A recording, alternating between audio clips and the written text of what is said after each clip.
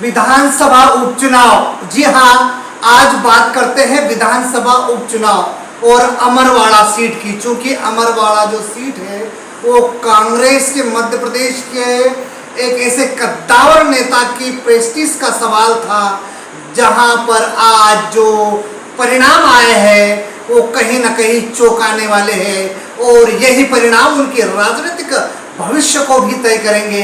अभिवादन स्वीकार कीजिए। बालकृष्ण बाविस्कर का बात करना चाहता हूं। छिंदवाड़ा लोकसभा की एकमात्र लोधी विधानसभा सीट अमरवाड़ा की। अमरवाड़ा का परिणाम आज सामने है और अमरवाड़ा में भारतीय जनता पार्टी ने 15 वर्ष के अंतराल के पश्चात जो पर्चा लहराया है, निश्चित रूप से राजनीतिक विश्लेषकों के लिए आश्चर्य का विषय तो ये है ही।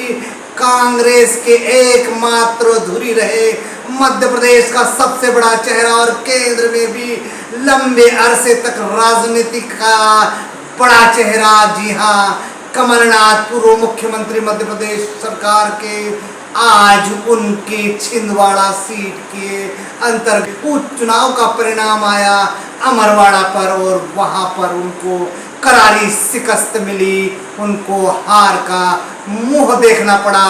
और जहां तक अमरवाड़ा सीट का सवाल है, अमरवाड़ा में उपचुनाव इसलिए हुए क्योंकि कांग्रेस के एक कद्दावर नेता, 3 बार के विधायक और कांग्रेस शासनकाल में भी वो मंत्री रहे, वो जब पलड़ा पलटा और उन्होंने बीजेपी का दामन थाम लिया। जब बीजेपी का दामन थामा तो फिर उपचुनाव स्वाभाविक है। लेकिन आखिर इस उपचुनाव के पीछे कांग्रेस और बीजेपी ने कितनी मेहनत की। और तीसरी पार्टी, चूंकि अमरवाड़ा सीट कहीं न कहीं अनुसूचित जनजाति है तो आरक्षित है, और ऐसे में आदिवासी की ताकत बताने के लिए स्थानीय से पार्टी है वो गोंडवाना गणतंत्र, और गोंडवाना गणतंत्र ने भी जबरदस्त दस्तक दी। और चुनाव के पूर्व या चुनाव के पश्चात जब सवाल उठा कि इसमें मुकाबला आखिर कैसा होगा, मुकाबला निश्चित रूप से दिलचस्प था, प्रेस्टीज का सवाल भी था, और ये बात भी सामने आई थी कि मुकाबला त्रिकोणीय हो सकता है, क्योंकि आदिवासी सीट और आदिवासी सीट में भारतीय जनता पार्टी का दामन थाम चुके जो विधायक थे अमरवाड़ा के कमलेश शाह, जो कि हुरई के राजघराने से संबंध है कमलेश शाह का, तो ये सीट ज्यादा ताकतवर हुई क्योंकि यहाँ पर आदिवासियों का दबदबा है।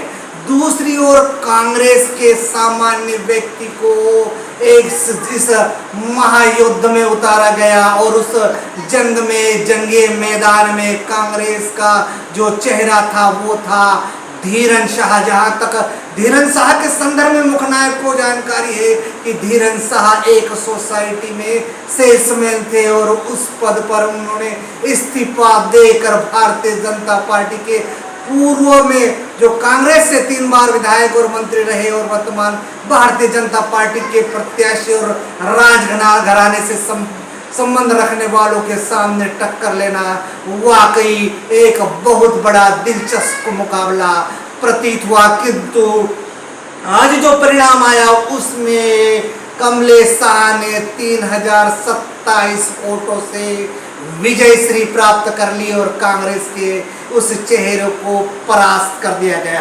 हालांकि राजनीतिक विश्लेषणों के अनुसार इसमें तीसरे पार्टी यानी गोंडवाना गणतंत्र ने भी ताकत आजमाई, किंतु मुकाबला केवल 2 ही पार्टियों में रहा, भारतीय जनता पार्टी एवं कांग्रेस के बीच में, और अंततः गत्वा जीत प्राप्त हुई भारतीय जनता पार्टी। तो निश्चित रूप से भारतीय जनता पार्टी ने 15 वर्ष के तिलिस्म को तोड़ा और अपना परचम लहराया।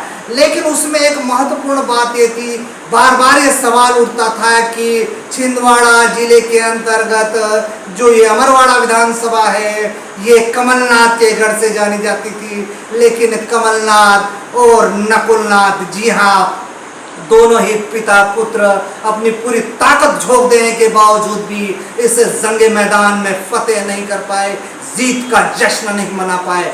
जहां तक नकुलनाथ का सवाल है, वे तो केवल उनके पिताश्री के छत्र छाया में ही रहे और कांग्रेस में यदि बड़ा चेहरा रहा तो केवल उनके पिताश्री यानी कि कमलनाथ का रहा है।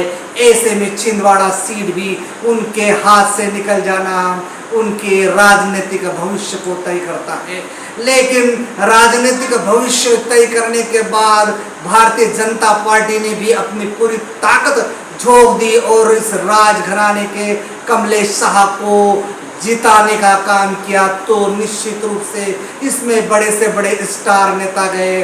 और जहां तक बात मध्य प्रदेश के मुख्यमंत्री डॉक्टर मोहन यादव का सवाल है, उन्होंने 4 से 5 बार पर वहां पर जनसभाएं की और वो भी उनकी प्रेस्टीज का सवाल था, क्योंकि मध्य प्रदेश हाल ही में लोकसभा में 29 की 29 सीटें जीत चुकी है और ऐसे में अमरवाड़ा भी जीत गई, यानी कि जो जीत का कहीं ना कहीं श्रेय है वो मध्य प्रदेश के मुख्यमंत्री डॉक्टर मोहन यादव को भी जाता है। अब जो सवाल उठता है वो महत्वपूर्ण है। हालांकि इस संदर्भ में मुख्य नायक आपको बता चुका है कि मध्य प्रदेश में अभी भी 4 पद मंत्री के खाली है, जिसमें हाल ही में रावत में जो कांग्रेस पार्टी से भारतीय जनता पार्टी में शामिल हुए हैं उन्हें मंत्री पद तो दे दिया गया है। कैबिनेट मंत्री और राज्य मंत्री के संदर्भ में कुछ छोटा सा विवाद हुआ था, इसलिए उन्हें पुनः